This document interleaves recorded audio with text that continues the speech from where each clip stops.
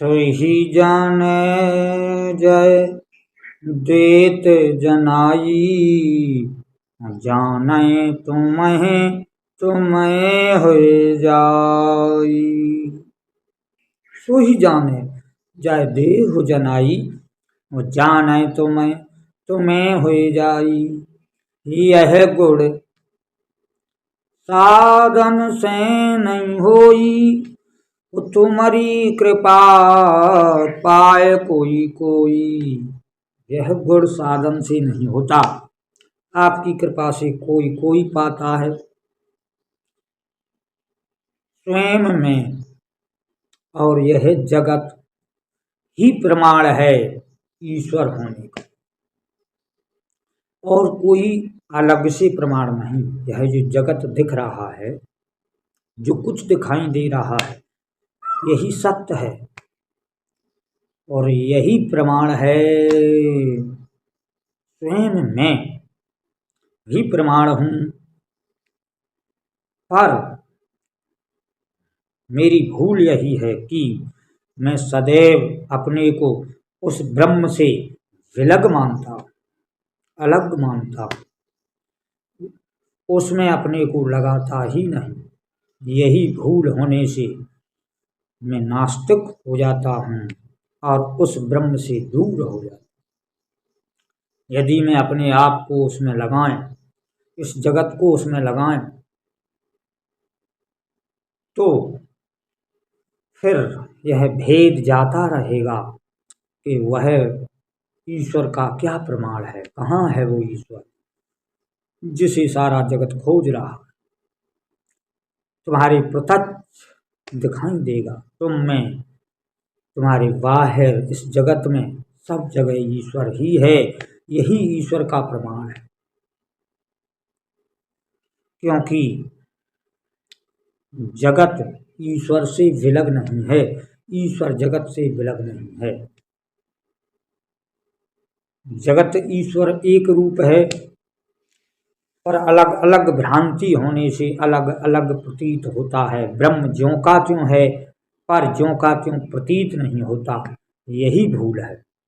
जिसे ब्रह्म ज्यों का त्यों प्रतीत होने लगा तो उसका संशय जाता रहा, और जिसका संशय जाता रहा वह व्यक्ति आनंद मग्न हो जाता है। जिसमें संशय है वहां दुख का डेरा है। संशय मुक्त जीवन ही आनंद स्वरूप जीवन है। राम कथा शशि किरण समाना, संत चकोर करहीं जाहे पाना। वो हरि कथा चंद्रमा के समान है और चकोर रूपी संत उसका पान करते हैं। कहा गया है, रामायण सुर तर की छाया, और दुख भय दूर निकट जो आया। दुख दूर हो जाते हैं। संशय विहन उड़ावन हारी, राम कथा सुन दर कर तारी। हरि की कथा सुंदर है, संशय विहन उड़ावन हारी है। हरि कथा संतों के मुखारविंद से सुनकर के संशय जाता रहता है, और जहाँ संशय गया वहाँ परमानंद होता है।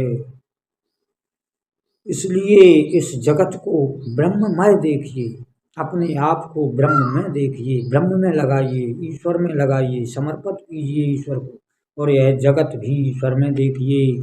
फिर देखो सब जगह ईश्वर का ही प्रमाण है, ईश्वर के अतिरिक्त और कोई प्रमाण नहीं। उसी में सूर्योदय होता है, उसी में अस्त हो जाता है, उसी में हम खिले हैं, उसी में अस्त हो जाएंगे। अनंत कमल खिले हुए हैं उसी ब्रह्म में, और उसी में विलीन हो जाते हैं। उसी से खिलते हैं, उसी में मुरझाते हैं, और उसी से सुगंधित होते हैं, उसी से सब बोलते हैं। उसी से सब सुनते हैं, उसी से सब देखते हैं, पर फिर भी उसको विलग मानते हैं।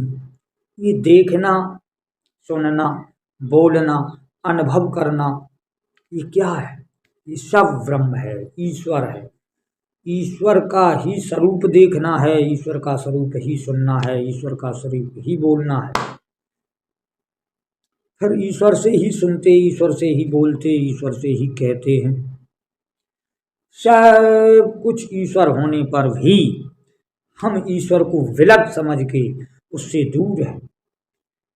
यदि इसी में हम ईश्वर को जानने लगें कि जो बोला जा रहा है वह ब्रह्म है, जो सुना जा रहा है वह ब्रह्म है, जो देखा जा रहा है वह ब्रह्म है, जो कुछ है वो ब्रह्म है, तो मैं ब्रह्ममय हो जाऊंगा और ब्रह्म सृष्टि को ही देखूंगा, ब्रह्म को ही देखूंगा, अन्य कुछ देखने में रहेगा ही नहीं।